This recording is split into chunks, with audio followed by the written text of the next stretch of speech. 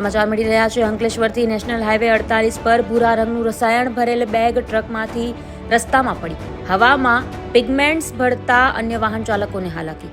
અંકલેશ્વરથી સુરત તરફ જતા ટ્રેક પર આમલા ખાડી બ્રિજ પર જ એક આઈસર ટેમ્પોમાંથી અચાનક બ્લુ પિગમેન્ટની બેગો રોડ પર ટપોટપ પડવા લાગી હતી અને તેને લઈને રોડ ઉપર ચારે તરફ બ્લુ પિગમેન્ટ ફેલાઈ ગયું હતું। અંકલેશ્વરમાંથી પસાર થતા નેશનલ હાઈવે નંબર 48 પર અકસ્માત બાદ હવે વિચિત્ર અકસ્માતને લઈ વાહન ચાલકોને પસાર થતા જીવ પર જોખમ ઊભું થઈ રહ્યું છે।